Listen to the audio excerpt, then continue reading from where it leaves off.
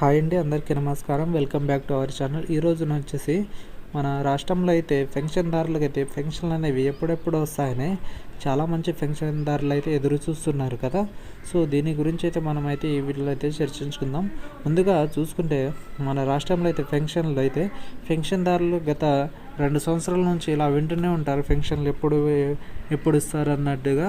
So మొత్తానికి మన రాష్ట్ర ప్రభుత్వం, మన సీతక్క కూడా మొన్న ఏం చెప్పడం అయితే జరిగిందంటే, మన రాష్ట్రం అయితే ఆర్థికంగా ఇబ్బందులుగా ఉంది కాబట్టి సో పెన్షన్లు ఇవ్వడానికి కొద్దిగా టైం అనేది పడుతుంది. దాని బదులుగా అయితే మన రాష్ట్ర ప్రభుత్వం అయితే పెన్షన్లో కొంతవరకు అయితే అనర్హులు కూడా వస్తున్నాయి, వాటిని సరిచేయడానికి ప్రయత్నిస్తుంది. దాంతోపాటు కొత్త పెన్షన్లకు ఎవరికి ఇవ్వాలి, ఎవరికి ఇవ్వకూడదు అనేది వాటిని అన్నీ క్లారిఫై చేసి పెన్షన్లు ఇచ్చే సూచనలు అయితే మన రాష్ట్ర ప్రభుత్వం అయితే ముందుకు వచ్చిందండి. సో మొత్తానికి మనకైతే ఈ పథకం పెట్టి మన గత 2 సంవత్సరాలు అవుతుంది కదా.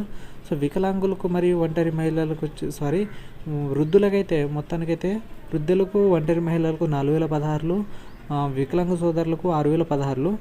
అలాగే పాత ఎలా వస్తున్నాయంటే, పాత వికలాంగ సోదరులకు అయితే 3016, ఒంటరి మహిళలకు అండ్ వృద్ధులకు 2016.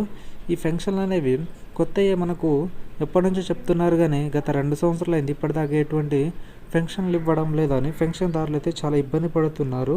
సో దీని మీద అయితే మన రాష్ట్ర ప్రభుత్వం అయితే స్పందించాలి. ఎందుకంటే వృద్ధులకు, వాళ్ళకు మెడిసిన్స్కైనా దేనికైనా చాలా అధికంగా ఇబ్బందులు ఉంటారు. అందుకనే మన రాష్ట్ర ప్రభుత్వం దీనిపైన ముందుకు వచ్చి పెన్షన్లు ఇవ్వడానికి ముందుకు వస్తే మన రాష్ట్రం బాగుంటుందని మన అందరి ఆలోచన. సో పెన్షన్లు అనేవి ఎప్పుడు ఇస్తారంటే, మొత్తానికైతే మనకు ఈ మార్చి నెల ఏదైతే ఉందో మొదటి వారం లేదా 2వ వారంలో ఇవ్వడానికైతే మన రాష్ట్ర ప్రభుత్వం ముందుకు వస్తున్నట్టుగా మనకైతే తెలుస్తుందండి. సో దీని గురించి పూర్తి సమాచారం అనేది మన నెక్స్ట్ వీడియోలో చర్చించుకుందాం. ముందుగా అయితే మన ఛానల్ అయితే సబ్స్క్రైబ్ చేసి ఛానల్ని సపోర్ట్ చేస్తారు నేనైతే కోరుకుంటున్నాను. Okay friends, thank you for watching. జై హింద్.